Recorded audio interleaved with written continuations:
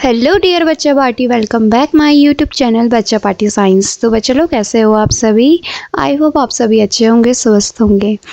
तो बच्चे लोग, जैसे कि आपको पता है कि हम पढ़ रहे थे एनसीईआरटी क्लास 7 साइंस का 14 chapter electric current and its effect. ठीक है, इसमें हमने इंट्रोडक्शन, सिंबल्स ऑफ कंपोनेंट, ये सारी चीज़ें हमने पहले वाली वीडियो में पढ़ चुकी है।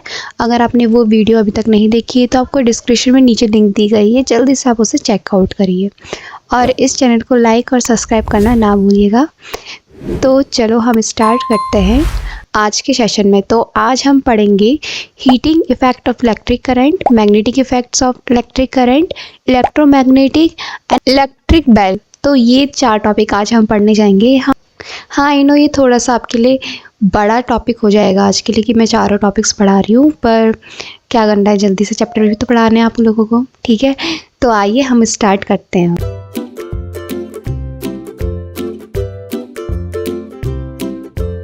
पहला आपका टॉपिक है heating effect of electric current. तो बेसिकली इसमें हम ये पढ़ेंगे जो हमारे इलेक्ट्रिक करंट्स होते हैं, इलेक्ट्रिक सर्किट्स होते हैं, कुछ भी है, ठीक है, इलेक्ट्रिक अप्लायंस है, वो हीट इफेक्टिंग कैसे देते हैं, वो किस तरह से वार्म हो जाते हैं इतनी जल्दी से। ठीक है, तो इसमें हम पढ़ेंगे। आते हैं एक्टिविटी 14.2 में। तो इसमें क्या है, आपको एक इलेक्ट्रिक सेल की ज़रूरत पड़ेगी, बल्ब, स्विच, कनेक्टिंग वायर्स, ये सारी चीज़ें ज़रूरत पड़ेगी, जैसे कि आपने सर्किट बनाया था ऊपर वाली फिगर में, फिगर 14.9। ठीक है, आपको मैंने पहले भी बताया था कि जब भी आप कोई भी चीज़ बनाओगे, सर्किट बनाओगे, तो उसका एक रफ डायग्राम पहले होना चाहिए, किस तरह से आपने इसको कनेक्ट करना है। ठीक है, तो ये सारी चीज़ें आपको अवेलेबल होनी चाहिए। तो ये सारा यूज़ कैसा होगा, सेल के यूज़ में होगा। अगर आपके इलेक्ट्रिक सेल होंगे तभी तो आपका ये पूरा काम करेगा, है ना। तो इसमें पहले आप क्या करोगे, कैसे चेक करोगे कि हीट कैसे प्रोड्यूस होती है। तो पहले आपने अपने स्विच को ऑफ पोजीशन में रखना है। ठीक है, फिर आपने देखना है कि वो बल्ब ग्लो कर रहा है कि नहीं कर रहा है। ऑब्वियसली नहीं करेगा क्योंकि आपने अभी ऑफ करा है। ठीक है, फिर आपने टच करना है उस बल्ब को, देखना है कि कुछ फ़र्क पड़ा है इसमें। नहीं पड़ेगा जब तक उस बल्ब का ग्लो ही नहीं हुआ है, तो उसमें क्या डिफरेंस लगेगा। ठीक है, अब आपने दोबारा क्या करना है, ऑन पोजीशन में डाल देना है अपने इलेक्ट्रिक स्विच को। पहले तो आप ऑन कर दोगे, उसके बाद देखो कि हाँ आपका बल्ब तो ग्लो कर रहा है। कुछ मिनट बाद, कुछ सेकंड बाद आप उस बल्ब को टच करने लग जाओगे और डिफरेंस देखोगे, फील करोगे कि क्या उसमें डिफरेंस पता चला। क्या हुआ, पहले तो बल्ब जैसे ग्लो नहीं करा है तो उसमें कोई भी हीट प्रोड्यूस नहीं हुआ है, नॉर्मल रहा है जैसे नॉर्मल रहता है। अब जब आपने ऑन कर दिया है अपने स्विच को, आपने जब बल्ब को चेक करा तो उसमें क्या हुआ, हीट प्रोड्यूस होने लग गई। ठीक है, या आप ट्राई कर सकते हो घर पे, पर लेकिन अपने पेरेंट्स के साथ करना, ऐसे नहीं कि आप बस अकेले कर रहे हो ये एक्सपेरिमेंट। ठीक है, तो यहाँ पे इस एक्टिविटी में ये था। अब आगे आपको फिर से एक्टिविटी 14.3 दी है, इसमें आपको क्लियर हो जाएगा, ठीक है, किस तरह से ये चीज़ होती है। तो आपने एक सर्किट बनाना है, जैसे कि आपको फिगर 14.10 में शो हुआ था। ठीक है, इसमें क्या करना है, आपने 10 सेंटीमीटर एक लॉन्ग पीस लेनी है नाइक्रोम वायर की। ओके, ये आपके पास अगर नहीं होगी तो आप बाहर शॉप से भी, जहाँ पे इलेक्ट्रिक रिपेयरिंग शॉप होती है, वहाँ से भी आप ले सकते हो। ठीक है, और आपने टाई करना है 2 नेल के बीच में। देखो आपको यहाँ पे फिगर दिया गया है, जो ये कील दी गई है आपको। ठीक है, इन 2 के बीच में आपने इस तरह से इसको आपने टाई कर देना है और उस वायर को आप टच करके रखो। ठीक है, जो आपने वायर बीच में लगा रखी है, उसके बाद आपने स्विच ऑन करना है अपने सर्किट का। ठीक है, ऑन पोजीशन में डाल दो। उसके बाद थोड़ी देर बाद फिर से आप अपने वायर को टच करो। पहले तो ऑफ पोजीशन में था, तो आप देखोगे कि आपके जो वायर है, नाइक्रोम वायर है, उसमें कोई भी चीज नहीं हुई है, मतलब उसमें वार्म नहीं हुआ है। उसके बाद जब आपने ऑन पोजीशन में डाला है, उसके बाद जब आप फिर से दोबारा टच करोगे अपने नाइक्रोम वायर को, तो आप देखो कि हाँ उसमें तो क्या पता चल रहा है, हीट पता चल रही है। पर ध्यान रखना कि आपने ज़्यादा टाइम तक पकड़ के नहीं रखना है, कम टाइम में रखना है। ठीक है, ऑफ करने के कुछ मिनट बाद फिर से आप वायर को टच करोगे।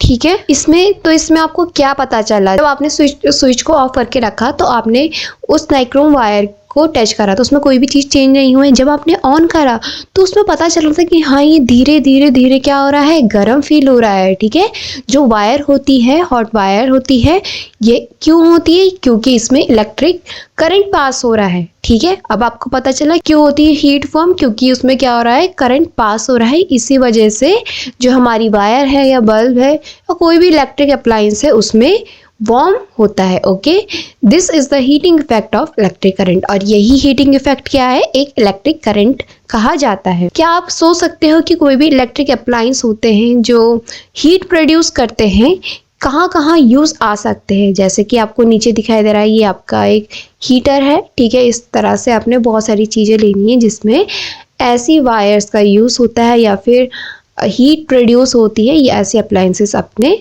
नोट करने हैं, ठीक है। और जैसे कि आपको बताया गया है कि इलेक्ट्रिक रूम हीटर भी होता है इसमें, या फिर इलेक्ट्रिक हीटर होता है जिसमें हम कुकिंग का यूज़ करते हैं, ठीक है। इन सब में भी यही चीज़ यूज़ होती है। इन सब में क्या होता है, कॉइल वायर यूज़ होती है। आपने तो देखा ही होगा, जैसे आपको ऊपर पिक्चर्स शो हो रही है, ये कॉइल वायर क्या होती है, एलिमेंट होती है। ओके, और आप ध्यान से देखोगे जब ये वायर्स धीरे धीरे जलना स्टार्ट होती है, उसके बाद क्या होता है, इसमें एक रेड कलर की लाइन बन जाती है ऊपर, ठीक है। इसका मतलब क्या हो रहा है, वो हीट को छोड़ने में लगा हुआ है बाहर। Okay, the amount of heat produce in wire depends on it's material length and thickness. तो जो हीट प्रोड्यूस होती रहती है हमारे वायर में, वो डिपेंड होती है 3 चीज़ों में, याद रखना, मटेरियल में, लेंथ में और उसकी थिकनेस में। मटेरियल किस टाइप का मटेरियल है, ठीक है, और लेंथ कितनी बड़ी उसकी लेंथ होगी, और थिकनेस में डिपेंड होता है। Thus for different requirements the wire of different material and different length and thickness are use. तो ऐसा नहीं है कि सब अप्लायंस में एक ही मटेरियल एंड थिकनेस ये यूज होगी, डिफरेंट अप्लायंसेस में ये सारी चीजें भी बहुत अलग होती है। Okay, the wires used for electric circuit do not normally become hot. On the other hand, the elements of some electric appliances become so hot that they are easily visible. जो वायर्स होते हैं वो electric circuit को बनाने में काम आते हैं, ना कि हॉट होने में काम आते हैं, ठीक है। आप सोचोगे बस ये हॉट हो रहा है तो इसी कारण में ये यूज़ आ रहा है, ऐसा कुछ नहीं है, ये आपकी इलेक्ट्रिक सर्किट में काम से आते हैं।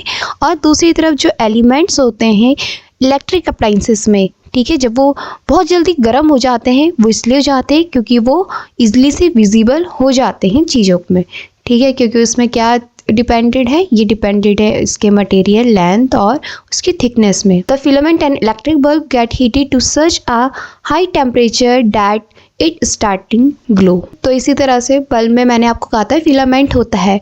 फिलामेंट आपको दिखाई देगा एक बहुत पतली सी वायर जैसी रहती है, उसमें क्या होता है कि बहुत हाई टेम्परेचर हो जाता है, इसी वजह से उसमें हीट आती है। हीट से वो क्या करता है, ग्लो करना स्टार्ट कर देता है। If a large current pass through a wire, the wire may become so hot that it may even melt and break.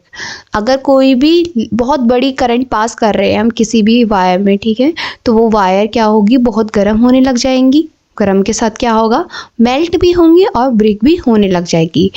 But is it possible for a wire to melt and break? Let us check it out. क्या ऐसा हो सकता है कि जो हमारी wire है, जितनी बड़ी वायर होगी, जितना हमें हीट चाहिए रहेगा, वो मेल्ट होने लग जाएंगी, ब्रेक होने लग जाएगी? क्या ऐसा हो सकता है? अगर ऐसा हुआ तो हम काम कैसे करेंगे? तो आइए इसके बारे में हम आगे बढ़ेंगे, किस तरह से हम इसका यूज़ कर सकते हैं। आते हैं हम एक्टिविटी 14.4 में। Make the circuit be used for activity 14.3 again. आपने फिर से वो सर्किट बनाना है जैसे कि हमने एक्टिविटी 14.3 में बनाया था। However replace the cell with a battery of 4 cells. पर इसमें क्या करना है, आपने सेल के बजाय 4 सेल आपने और ऐड करने हैं। Also in place of the nichrome wire tie a thin standard of steel would. तो इसमें आपने साथ में नाइक्रोम वायर का भी यूज़ करना है और टाई कर देना है एक स्टील वूल में, ठीक है। एक बहुत पतली सी होगी वायर, एक बहुत पतली सी स्टील वूल होगी, उसमें से आपने ये टाई कर देना है। स्टील वूल आपको मिल जाएगा, जैसे हम यूटेंसिल्स को क्लीन करने के काम आते हैं, ठीक है। ये सब चीज़ें आपको मिल जाएंगी या फिर आप शॉप से भी खरीद सकते हो। If there are any fans in the room switch them off. और जब आपके रूम पे वहाँ पे फैंस होंगे या कोई भी ऐसी चीज़ होगी जहाँ पे हवा इजीली से आ सकती है, तो उस चीज़ को आप बंद कर दो, ठीक है। Now pass the current through the circuit for some time. उसके बाद आपने कुछ देर बाद करंट पास कर देना है उस सर्किट में, ठीक है। जैसे कि मैंने आपको बताया था कि आपने सर्किट बनाना है, ऑन कर देना है, उसी तरह से आपने इसमें भी करना है। Absorb the standard of steel wool carefully. अब आप ध्यान से ना उस स्टील वूल को ध्यान से देखो कि क्या उसमें चेंजेस होते हैं, क्या होता है अब, ठीक है। Does the standard of steel wool melt and break? क्या आपको दिखाई दे रहा है वो स्टैंडर्ड स्टील वूल मेल्ट हो रहा है धीरे धीरे और ब्रेक हो रहा है? Wire made from some special material melt quickly and break when large electric current are passed through them. जो वायर्स होते हैं वो कुछ स्पेशल मटेरियल से बने जाते हैं कि ताकि वो मेल्ट कर सके, ब्रेक कर सके किसी भी चीज़ को जब उसमें बहुत बड़ी करंट पास हो रही है, ठीक है। This wire are used making electric fuse. तो यही चीज़ कहाँ काम आती है? इलेक्ट्रिक फ्यूज में आती है। आपने देखा आपके घर के बाहर एक इलेक्ट्रिक फ्यूज होते हैं, अगर नहीं देखा आपको पिक्चर भी शो हो रही है, ठीक है, ये होता है। और अपने पेरेंट्स से भी पूछ सकते हो कि इलेक्ट्रिक फ्यूज क्या होते हैं। यहाँ पे देखो, यहाँ पे भी आपको फिगर दिया गया है, ऐसे होते हैं electric fuse, okay. In all building fuses are inserted in all electrical currents. इन सारे फ्यूज में जो आपके बिल्डिंग फ्यूजेस होते हैं इन सब में इलेक्ट्रिक सर्किट पास किया जाता है। There is a maximum limit on the current which can safely flow through a current। तो आप बोलोगे कि भैया आप क्या बोल रहे हो, ये चीज़ तो हमारे घर में लगी रहती है फ्यूजेस, अब इतनी बड़ी करंट पास होती है हमारे घर में, क्या ये चीज़ें इजीली से मेल्ट और ब्रेक नहीं हो सकते? अब देखिए, ऐसा नहीं है कि बहुत बड़ी इलेक्ट्रिक करंट आपके घर में देंगे, ठीक है। एक लिमिट होती है, एक मैक्सिमम लिमिट में आपके घर में ये करंट पास की जाती है, ठीक है। If by accident the current exceeds the safe limit, the wires may become overheated and may cause fire। अगर गलती से क्या हो जाता है कि बहुत करंट पास होने लग जाती है, ठीक है, बहुत ज़्यादा कुछ प्रॉब्लम्स आ जाती है, तो क्या हो जाता है वो बहुत ओवरहीटेड करने लग जाता है, बहुत गर्म होने लग जाती है। इससे क्या होता है कि आग भी लगती है। If a proper fuse is there in the circuit, it will blow off and break the circuit. अगर आपके यहाँ प्रॉपर फ्यूज लगाया गया है, ठीक है, आपके सर्किट में, तो ये क्या कर सकता है, ऑफ भी कर सकता है और ब्रेक भी कर सकता है आपके सर्किट को। अ fuse is thus a safety device which prevent damage of electrical circuit and possible fire। जो फ्यूजेस होते हैं ये सेफ्टी डिवाइसेस होते हैं, ये प्रिवेंट करते हैं ऐसे इलेक्ट्रिक सर्किट से, मतलब कुछ भी चीज़ डैमेज होगी तो वहीं पे होगी, ऐसे ये बहुत बड़ा ब्लास्ट ये सब चीज़ नहीं करेगा, ठीक है। Fuse of different kind are used for different purpose.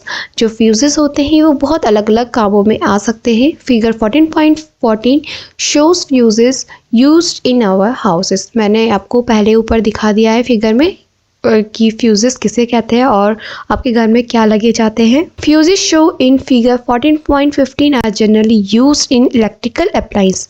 और दूसरी तरफ इस फिगर में आपको दिखाई दे रहा है ये आपके फ्यूजेस हैं, ये इलेक्ट्रिक अप्लायंसेस में काम आते हैं, ठीक है। We observe the heating effect of the electric current and learn how we use it to our advantage.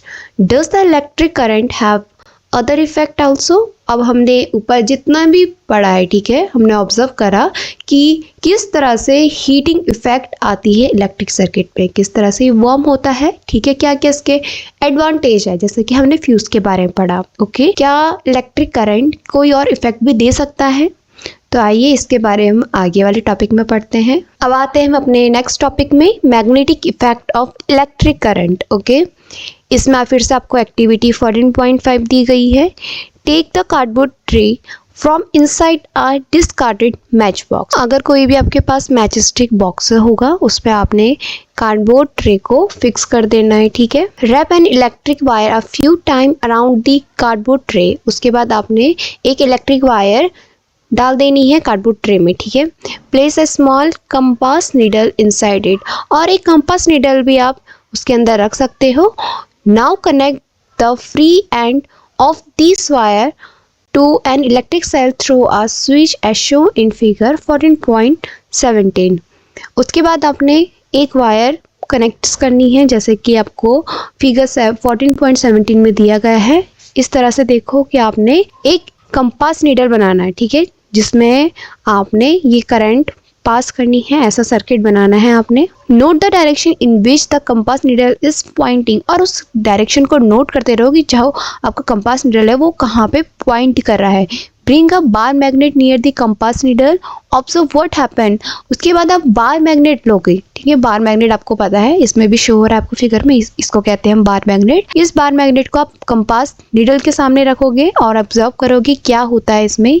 Now while watching the compass needle carefully move the switch to on position. अब आप क्या करोगे, जब आप ध्यान से देखोगे अपने कंपास को, ठीक है, क्या चीज दिखाई दे रही है, फिर आपने ऑन कर देना है अपने स्विच को। आपने क्या ऑब्जर्व करा ऑन करने के बाद, बताइए।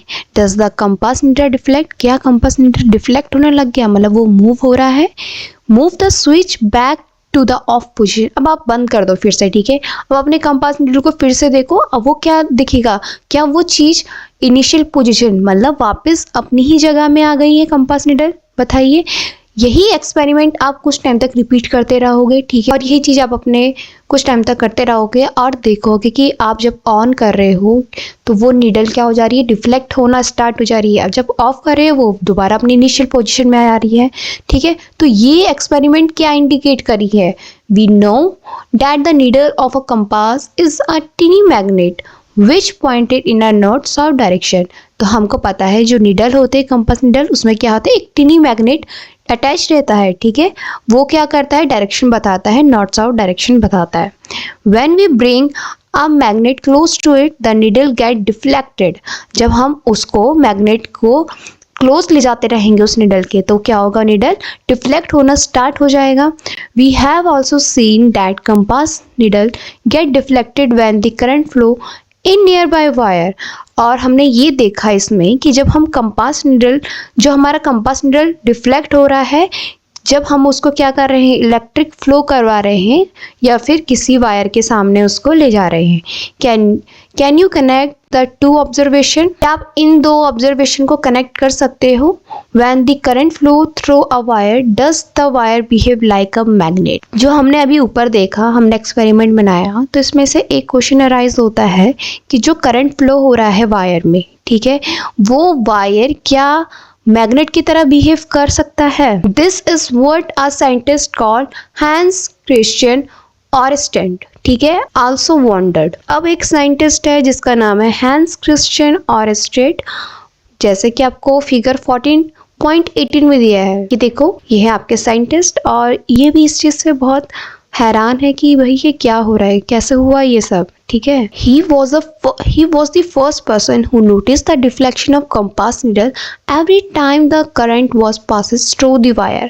अब जब ये एक्सपेरिमेंट कर रहे थे या फिर इन्होंने देखा, ये पहले इंसान हैं जिन्होंने देखा डिफ्लेक्शन हो रहा है कंपास नीडल में जब हम उसमें करंट पास करा रहे हैं, ठीक है। So when electric current passes through a wire it behave like a magnet।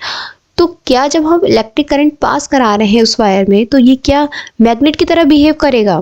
This is the magnet effect of electric current. तो यही जो मैग्नेटिक इफेक्ट है, यही हमारा क्या है, एक इलेक्ट्रिक करंट है, okay. In fact, an electric current can be used to make magnets.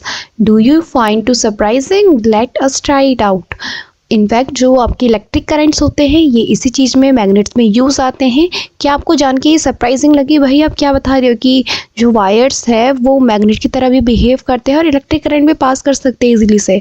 आइए चलिए हम इसके बारे में आगे पढ़ते हैं कि किस तरह से भी वायर है वो एक मैग्नेट के तौर में यूज़ होती है। तो आते हैं हम अपने नेक्स्ट टॉपिक में, इलेक्ट्रोमैग्नेट। इलेक्ट्रोमैग्नेट में आपको एक एक्टिविटी दी गई है, एक्टिविटी 14.6।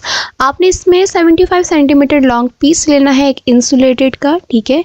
ये इसमें प्लास्टिक से कवर होना चाहिए या फिर किसी क्लॉथ से कवर होना चाहिए। साथ में आपने एक फ्लेक्सिबल वायर लेनी है और आयरन नेल्स लेने हैं और कुछ ये अबाउट 6 to 10 सेंटीमीटर लॉन्ग होना चाहिए, मतलब इतनी दूरी में आपने ये सब चीज़ें अरेंज करनी है जैसे कि आपको नीचे फिगर दिया गया है। ये देखिए आपने इस तरह से ये आपने एक्टिविटी को करना है, okay. Wind the wire tightly around the nail in the form of a coil. Connect the free end of the wire to the terminal of a cell through a switch as shown in figure 14.9। और अच्छे से आपने wire को tightly से nail में कस देना है, loose नहीं करना है, ठीक है। और आपने टर्मिनल को, जो आपके सेल टर्मिनल है, कनेक्शन सही से रखने हैं। जैसे कि मैंने बताया था प्लस माइनस का साइन किस तरह से यूज़ होता है उस तरह से आपने रखना है। और आपको फिगर 14.9 में दिया है तो आप देख सकते हो। प्लेस सम पिन्स ऑन और near the end of the nail, now switch on the current. अब आपने क्या करना है, कुछ पिन्स होंगी आपके पास छोटी सी, उसको अपने नेल के सामने रख देना है, ठीक है, सामने रख दोगे। अब आपने स्विच ऑन कर देना है करंट का।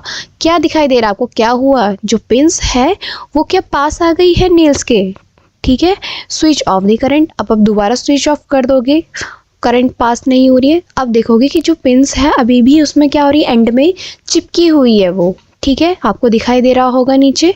देखिए यहाँ पे ये देखो पिन्स इस तरह से अटैच हो रखी है नेल में। The coil in the above activity behave like a magnet when electric current flow through it। तो हमने ऊपर वाली एक्टिविटी में यह देखा, जो कॉइल्स होती हैं वो बिहेव करती है एक मैग्नेट की तरह में। क्योंकि कैसे करती है, जब उसमें एक इलेक्ट्रिक करंट फ्लो होता है तो वो एक मैग्नेट की तरह बिहेव कर सकती है। Okay, when the electric current is switched off, the coil generally lose its magnetism. Such coils are called electromagnets। जब हमने इलेक्ट्रिक करंट का स्विच ऑफ कर दिया है, बंद कर दिया पूरा सर्किट, तो हमने क्या देखा, जो कॉइल है उसके जो मैग्नेटिज्म है वो लूज होने लग गया। मतलब लूज का मतलब है कि पहले तो आपने जब ऑन करा तो जो नेल्स थे, मतलब छोटी छोटी पिन्स थी, वो नेल्स में अटैच हो गई है। ओके, उसके बाद जब आपने ऑफ करा तो अभी भी वो अटैच है, पर लेकिन उसकी जो मैग्नेटिज्म है, जो उसकी पावर है, वो धीरे धीरे लूज होना स्टार्ट हो गई है, ठीक है, तो वो झड़ गए हैं नीचे। तो इसी कॉइल को हम कहेंगे इलेक्ट्रोमैग्नेट्स। अब इलेक्ट्रोमैग्नेट्स का मतलब होता है, इलेक्ट्रो का होता है इलेक्ट्रिसिटी और मैग्नेट्स का मैग्नेट होता है।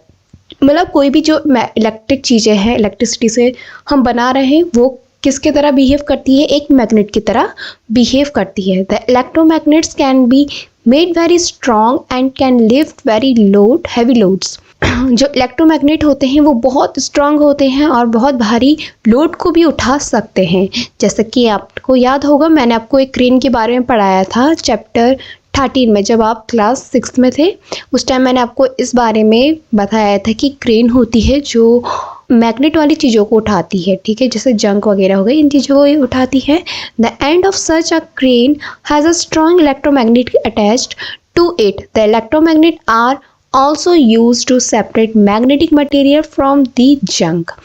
तो जो क्रेन होती है, क्रेन के एंड्स में बहुत स्ट्रॉन्ग इलेक्ट्रोमैग्नेट अटैच किया रहता है। ये किस काम आता है, ये आता है कि जो जंक होते हैं उसमें से वो मैग्नेटिक मटेरियल को वो उठा देता है। ओके, और यही यूज़ डॉक्टर भी करते हैं। Doctor use tiny electromagnets to take out small piece of magnet material that have accidentally fell in the eye। Many toys also have electromagnetic inside them। और यही यूज़ डॉक्टर्स भी करते हैं। डॉक्टर्स कैसे use करते हैं, जैसे कि एक्सीडेंटली हमारी आइज़ में कोई भी मैग्नेट चले जाता है या फिर कोई भी छोटी सी चीज़ होती है वो चले जाती है, तो डॉक्टर्स हमारी आइज़ से ये बाहर निकालती हैं। और यही इलेक्ट्रोमैग्नेटिक यूज़ आता है कुछ टॉयज़ में, उनके अंदर ये चीज़ें रहती है, ठीक है। अब पढ़ते हैं हम अपना लास्ट टॉपिक, इलेक्ट्रिक बेल, ठीक है। We are quite familiar with an electric bell. अब हम इलेक्ट्रिक बेल को तो जानते ही हैं, ठीक है, ये हमारे स्कूलों में भी लगी रहती है और कहीं भी लगी रहती है electric bell.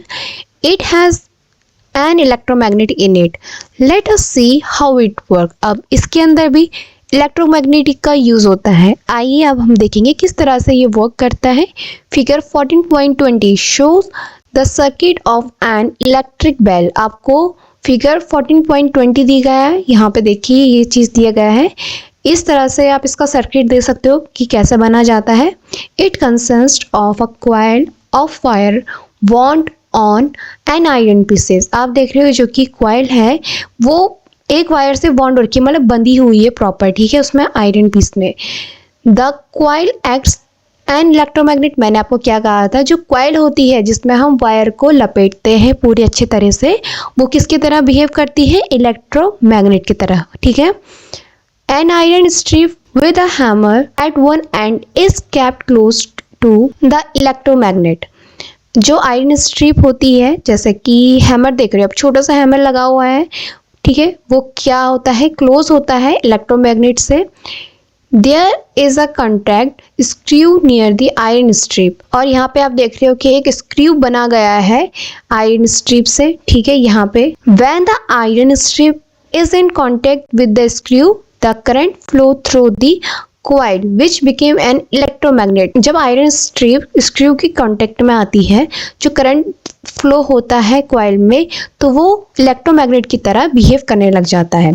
It then pull the iron strip, उसके बाद क्या होता है कि आयरन स्ट्रिप को खींचता रहता है। The process the hammer at the end of the strip strike the going on the bell to produce a sound. तो देखिए इसमें क्या था, जब हमारा आयरन स्ट्रिप है वो कांटेक्ट आता है स्क्रू के, ठीक है। पूरा जब हमने स्क्रू वगैरह सब चीज़ लगाई, तो जब इसके कांटेक्ट में आता है तो उसमें करंट फ्लो होता है। करंट फ्लो होगा तो ये इलेक्ट्रोमैग्नेट की तरह बिहेव करेगा। इलेक्ट्रिक मैग्नेट की तरह बिहेव करेगा तो जो आयरन स्ट्रिप है वो अपनी तरफ खींचने लग जाएगी, ठीक है। अपनी तरफ खींचेगी तो जो आपका एक छोटा सा हैमर है वो क्या करेगा, बजना स्टार्ट करेगा, जिससे एक साउंड निकलती है। However when the electric magnetic pull the iron strip it also break this circuit. हालांकि जो इलेक्ट्रिक मैग्नेट खींचने लग जाएगी आयरन स्ट्रिप को, तो इसमें से क्या होता है, ब्रेक भी कर सकता है सर्किट को। The circuit through the coil stop flowing will the coil remaining an electromagnet. अगर ऐसा हुआ तो जो करंट होगा वो स्टॉप हो जाएगा, ठीक है। उस कॉइल में फ्लो करना स्टॉप हो जाएगा तो कोई भी वर्क नहीं करेगा। तो क्या अब भी जो कॉइल है वो इलेक्ट्रोमैग्नेट की तरह बिहेव करेगा। The coil is no longer an electromagnet. जो कॉइल होता है वो ज़्यादा देर तक नहीं रहता है इलेक्ट्रोमैग्नेट की तरह। It no longer attract the iron strip. ये ज़्यादा देर तक भी आयरन स्ट्रिप को अट्रैक्ट करके नहीं रखता है। The iron strip come back to its original position and touch the contact screw again. फिर दोबारा ये करता है कि और अपनी ओरिजिनल पोजीशन में आ जाता है, ठीक है। उसके बाद टच कर देता है स्क्रू को, ठीक है, जैसा कि ऊपर था। अगेन ये प्रोसेस चलती रहती है। This complete the circuit. तो इस तरह से ये पूरा सर्किट कंप्लीट होता है। The current flow in the coil and the hammer strike are gong again. जब ये कंप्लीट हो जाएगा सर्किट तो दोबारा ये करंट फ्लो करेगा। करंट फ्लो करेगा तो फिर से हैमर साउंड को प्रोड्यूस करेगा। This process is repeated in quick succession. तो ये जो प्रोसेस होती है बहुत जल्दी जल्दी होती है, ऐसे नहीं कि बहुत स्लो होगी, बहुत फास्ट प्रोसेस होती है। The hammer strike is gong every time the circuit is completed. ये हैमर अपनी साउंड को तब प्रोड्यूस करेगा जब आपका पूरा सर्किट प्रॉपरली कंप्लीट होगा, ओके। तो इस तरह से हमारी जो बेल होती है, इलेक्ट्रिक बेल होती है, वो रिंग करती है। तो आज का ये वाला चैप्टर यहाँ पे कंप्लीट होता है। आपको ये नीचे कीवर्ड्स दिखाई दे रहे हैं, ये मैं आपको प्रोवाइड कर दूंगी शॉर्ट्स में।